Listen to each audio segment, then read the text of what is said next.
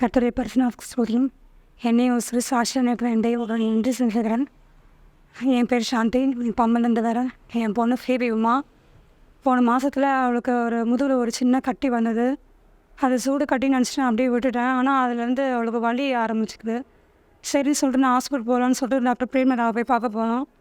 அவங்க ஒரு 5 நாள் ஊசி போட்டு பார்க்கலாம் அப்படின்னாங்க. ஒரு 2 நாள் தான் ஊசி போட்டாங்க. ஆனால் அந்த ஊசி போட்டாலும் அவனுக்கு அந்த வலி விடவே இல்லை. திருப்பி 3வது நாள் அது போய் போடும்போது அவங்க உடனே ஆப்ரேஷன் பண்ணி ஆகணும், இல்லை உள்ளே இன்ஃபெக்ஷன் ஆகிடுச்சுன்னா அது எலும்பில் போய் பாதிக்கும் அப்படின்னாங்க. அது சனிக்கிழமை ஞாயிற்றுக்கிழமை போய் திங்கக்கிழமை காலையில் நான் உடனே அவளை கூட்டிகிட்டு போயிட்டேன் ஓமந்தூரில். போன உடனே அட்மிட் பண்ணிட்டாங்க. அட்மிட் பண்ணி எல்லா டெஸ்ட்டும் எடுத்தாங்க. எல்லாத்துலேயுமே நார்மலாக இருந்தது. சரி ஆப்ரேஷன் பண்ணி கூட பண்ணிடலாம் அப்படின்னு சொல்லிட்டு அவங்க உடனே அன்றைக்கே ஆப்ரேஷன் பண்ணுறதுக்காக எல்லாமே ரெடி பண்ணிட்டாங்க. 8:30 மணிக்கு அவள் ஆப்ரேஷன் தேட்டருக்கு உள்ளே கூட்டிகிட்டு போகிறாங்க. அவள் உள்ளே கூட்டிகிட்டு போகும்போது அப்போ தான் ஃபஸ்ட்டு கால் பண்ணேன். ஃபஸ்ட்டு இந்த மாதிரி அவளை இது சின்ன கட்டி மாதிரி தான் இருந்தது, ஆனால் அதை உடனே ஆப்ரேஷன் பண்ணி சொல்லியிருந்தாங்க. இப்போ தான் அவளை உள்ளே கூட்டிகிட்டு போகிறாங்க. பசங்க பண்ணி ஃபாஸ்ட்டு பயப்படாதம்மான்னு ஷோ பண்ணாங்க. ஆனால் 8:30 ஆச்சு, 9 ஆச்சு, 9:30 ஆகிடுச்சு. அவளுக்கு என்ன அப்படின்னா எல்லோரும் உடனே ஒரு 1 ஹவரில் நான் பண்ணிட்டு வந்துடுறாங்க. எனக்கு டைமிங் ஆகும் இன்னும் அவள் வெளியே வரல. 9 கூட ஆகிடுச்சு. அதுக்கப்புறம் ஒரு உள்ள ஆஃபீஸ்லேருந்து உள்ளே ஒருத்தர் ஓடி வந்து கேட்டுட்டு அவளுக்கு தைராய்டு இருக்கான்னு கேட்டாங்க. ஆமாம் இருக்குது, அவர் மாத்திரை போயிட்டுருக்கான்னு நான் உங்கள்கிட்ட சொல்லியிருந்தேனே அப்படின்னு. திருப்பி அவர் ஓடுறாரு. என்ன ஆச்சுன்னு கேட்டால் அவர் எந்த பதிலும் சொல்லலை. கொஞ்ச நேரத்துக்கு முன்னாடி உள்ளேருந்து நிறைய பேர் வெளியில் ஒருத்தர் ஓடியாராங்க. எனக்கு என்ன பண்ணுறதுன்னு தெரியல. என்னன்னு கேட்டால் யாரும் இந்த ரீசனும் சொல்ல மாட்டாங்க. அந்த ஆக்சிடென்ட் இருக்கிற அந்த மிஷின்லாம் தூக்கிட்டு ஓடுறாங்க, என்னென்னவோ தூக்கிட்டு ஓடுறாங்க. பயம், என்னால் ஜெபிக்க முடியல. யாருக்கு கால் பண்ணுறது எனக்கு எதுவுமே தெரியல. என்ன ஆச்சு தெரியல பிள்ளைக்கு அப்படின்னு சொல்லிட்டு ரொம்ப பயந்த நிலைமையில் இருந்தேன். 10 மணிக்கு அவளை வெளியில் கூட்டிகிட்டு வராங்க. ஒன்றுமே இல்லை, என்னென்னவோ டியூப்பில் மூக்கில் என்னென்னவோ மாட்டி அவளை கூட்டிகிட்டு வராங்க. பார்க்கவே ரொம்ப பயமாக இருந்தது.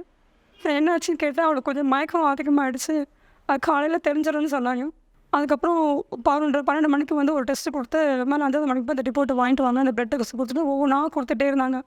நான் ஒவ்வொன்றா போய் மாடியில் போய் கொடுத்துட்டு ரிசல்ட் வாங்கிட்டே லாஸ்ட்டு ஒரு டெஸ்ட்டு கொடுத்தாங்க. அந்த டெஸ்ட்டு போய் கொடுத்துட்டு வரும்போது அதில் பேர் எழுதுறேன்னு சொல்லிட்டு திருப்பி போய் நேம் எழுதி வாங்கிட்டு வாங்கினாங்க. நான் ஐசி வார்டில் போகும்போது கதவை தட்டுறேன், யாரும் திறக்கலை. சரி நானே திறந்துட்டேன்.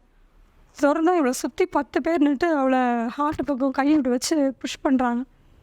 எனக்கு ஒன்றுமே புரியல, என்ன ஆச்சுன்னு எதுவுமே சொல்லவும் இல்லை. எல்லோரும் ஆளுக்கு மூலிகை போய் உட்காந்துட்ருக்காங்க. அதுக்கப்புறம் காலையில் டாக்டர்ஸ்லாம் பேசியிருக்காங்க. பேசிருக்கும்போது அவளுக்கு ஹார்ட் ஆப்ரேஷன் பண்ணும்போது அவளுக்கு ரொம்ப ப்ரெஷர் லோ ஆகி ஹார்ட் பீட்டு நின்றுடுச்சு. எனக்கு ஒன்றுமே புரியல. திரும்பி பாஸ்டர் கால் பண்ணேன். ரொம்ப முடியல பாஸ்டர், என்னன்னு தெரியல, எதுவும் சரியாக சொல்ல மாட்டாங்க, இது மாதிரி அவளுக்கு சீரியஸாக நிலைமை இருக்கிறா அப்படின்னோடனே பாஸ்டர் ஜெபம் பண்ணாங்க. ஜெபம் பண்ணுறோமா, நீ போயிடாதம்மான்னு செவ்வாய்க்கிழமை காலையில். அப்புறம் நீங்கள் நைட்டு பாஸ்டர் போயிட்டீங்கன்னு செவ்வாய்க்கிழமை நைட்டு பாஸ்டருங்க எல்லாருமே சேர்த்து ஜெபிச்சிருக்காங்க. அப்படியே இது ஒரு நாளும் ஒரு யுகம் போகிற மாதிரி இருந்தது. அதுக்கப்புறம் வியாழக்கிழமை காலையில் அவளுக்கு அந்த வெண்டர் டியூப் எடுத்தாங்க. பாஸ்டர் ஜெபம் பண்ணி ஒவ்வொருத்தரும் ஜெபம் பண்ணதுக்காக உண்மையிலே சொல்கிறேன், தேவன் லாஸ்ட்டில் எப்படி உயிரோடு எழுப்பின போல் என் பிள்ளைய மறுபடியும் மீட்டு கொடுத்தது போல் இருந்தது. அந்த வெண்டர் டியூப் எடுத்தாங்க. ஒவ்வொரு நாளுக்கும் ஒவ்வொரு ஜெபிக்கும் போதும் ஒவ்வொன்றும் பாஸ்டர் கேட்டுகிட்டே தான் அந்த ஜெபம் பண்ணுங்க பாஸ்டர், இந்த மாதிரி ஒவ்வொரு ஸ்டெப்பாக ஒவ்வொன்றும் எடுக்கும் போதும் ஒரு எப்படி சொல்கிறது, ஜீவனை கொடுத்தது மாதிரி இருந்தது. கொஞ்சம் கொஞ்சமாக நார்மலாக வந்துட்டான். தேவன் அது பெரிய விஷயம். எல்லாரும் ஜெபிச்சிருக்கீங்க. பாஸ்டர் பாஞ்சாலைக்கு ரொம்ப தேங்க்ஸ் பண்ணுறேன். கர்த்தருடைய பரிசுத்த நாமத்துக்கு ஸ்தோத்திரம். கர்த்தரனை இன்னைக்கு மிகப்பெரிய சாட்சியாக நிற்க வச்சுருக்காரு. எனக்காக எல்லோரும் ப்ரேயர் பண்ணதுக்கு ரொம்ப நன்றி. கரெக்டாக 17ஆம் தேதி நைட்டு திங்கக்கிழமை மதியானம் ஆப்ரேஷனாக இருந்து மதியானத்துக்கு மேலே எதுவும் சாப்பிடக்கூடாது, நைட்டு ஆப்ரேஷன் பண்ணிவிடுவாங்கன்னு சொல்லிட்டாங்க. ஃபஸ்ட்டு என்கிட்ட அந்த சைன் வாங்கினாங்க, ஒரு லெட்டரில் சைன் வாங்குவோம். அதை படித்து பார்த்துட்டு ரொம்பவே நான் பயந்துட்டேன். ஒரு சின்ன ஆப்ரேஷனுக்கு இப்படி சைன் வாங்கன்னு சொல்லிட்டு எனக்கு ரொம்ப பயம் வந்துடுச்சு. அதுக்கப்புறம் அப்போ சைன் போட்டாங்க. சைன் போட்டதுக்கப்புறம் எனக்குள்ள ஒரு மனசில் ஒரு தைரியம் வந்துச்சு. சரி எங்களுக்கு கற்று என்னோடு இருக்கிறான்ற அந்த வார்த்தை எனக்கு உணர்ந்துச்சு. அதுக்கப்புறம் எனக்கு பயம் இல்லை. நைட்டு ஒரு 8 o'clock இருக்கும். என்ன ஆப்ரேஷன் தேட்டரில் கூட்டிகிட்டு போனாங்க. படுக்க வச்சதுக்கப்புறம் டாக்டர் சொன்னாங்க, சின்ன ஊசி மட்டும் போடுவாங்கம்மா, வலி இருக்காது அப்படின்னு சொன்னாங்க. அப்புறம் இன்ஜெக்ஷன் போட்டதுக்கப்புறம் எனக்கு அதுக்கப்புறம் என்ன நடந்துச்சுன்னு எனக்கு சுத்தமாக தெரியவே இல்லை.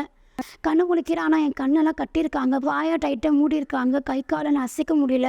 மண்டே நைட் ஆப்ரேஷன் பண்ணாங்க அப்படின்னு இவங்க சொல்கிறாங்க. இன்றைக்கி புதன்கிழமை, இன்றைக்கி வரைக்கும் கண்ணு திறக்கல அப்படின்னு சொல்லிட்டு பக்கத்தில் பேசிகிட்டு இருக்காங்க. அப்போ தான் எனக்கு தெரியுது எனக்கு புதன்கிழமை ஆப்ரேஷன் எனக்கு பண்ணிகிட்ருக்காங்கன்னு சொல்லிட்டு இருக்காங்க. ஆனால் எனக்கு முதல்ல ஒரு பெயினும் எதுவுமே சுத்தமாகவே இல்லை. ஃபஸ்ட்டு கண்ணு தான் எனக்கு ஓப்பன் பண்ணாங்க. ஒரு 1 hour கழிச்சு வாயில டியூப்லாம் எனக்கு எடுத்துட்டாங்க. அதுக்கப்புறம் ஏசப்பாக்கு நான் ஜெபிச்சேன், ஏசப்பா சீக்கிரம் என் காலை சீக்கிரமாக இது பண்ண வைங்க அப்படின்னு சொல்லி நான் ஜெபிச்சேன். ஜெபிச்சதுக்கப்புறம் திருப்பியும் ஒரு ½ hour கழிச்சு திருப்பி டாக்டர் வந்தாங்க. காலை மடக்குமான்னாங்க. அப்புறம் காலையில் முடிஞ்சு சோத்திரம்னு சொல்லிட்டு ஒரு காலை மட்டும் நான் எழுத்து மடக்கினேன். அப்புறம் 2 காலையும் மடக்குமா நாங்கள் திருப்பி சோத்திர ஆண்டவரையும் சொல்லிட்டு 2 காலையும் நான் மடக்க ஆரம்பித்தேன். அதுக்கு ஒரு 5 நிமிஷத்தில் இன்னும் வாயில் இருக்க இன்னும் டியூபை எடுத்துட்டாங்க. வெள்ளிக்கிழமை காலையில் எனக்கு அது மொத்தமாக 6 மணிக்கு மேலே அதை எடுத்துட்டாங்க. ஆனால் அந்த மாதம் வைக்கிறதுக்கு முன்னாடி எனக்கு அந்த ஹார்ட்பீட்டில் பர்சன்டேஜ் வந்து 70% தான் இருந்துச்சு. நார்மலாக 95 98 இருக்கணுமா அப்படின்னு சொன்னாங்க.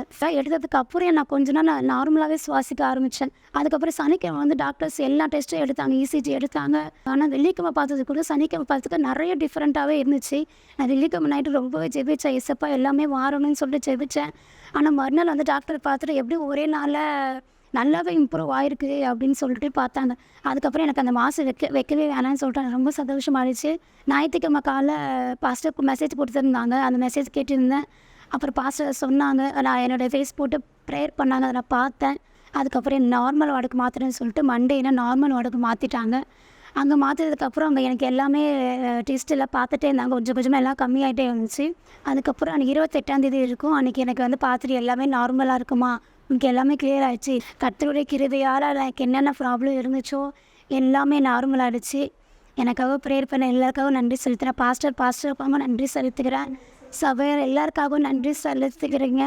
எனக்கு சாட்சியாக இருக்க அவங்க எல்லாருடைய ஜபமும் எல்லாருடைய வேலையில் எனக்கு நான் இன்றைக்கி ஜீவனோன்னு நிற்கிறேன். எனக்கு 2 நாள் எங்கள் அப்பாட்ட 48 ஹவர்ஸ் தான் சொல்லிவிட்டு எங்கள் அப்பாட்ட எனக்கு டைமே சொல்லிட்டாங்க. அம்மா அப்பா ஒரு நிலைமை எப்படி இருந்திருக்குன்னு நினச்சே பார்க்க முடியல. இதெல்லாம் என்கிட்ட சொன்னாங்க அவங்க. ஆனால் கர்த்தர் என்ன போன உயிரை எனக்கு திருப்பி கொடுத்துருக்காரு. அதற்காக நான் ஏசப்பாவுக்கு ரொம்ப நன்றி செலுத்துகிறேன். எனக்காக ப்ரேயர் பண்ண எல்லாருக்காக ரொம்ப ரொம்ப நன்றி செலுத்துகிறேன். இந்த சாட்சியை கர்த்தர் தாமே ஆசீர்வதிப்பாராக.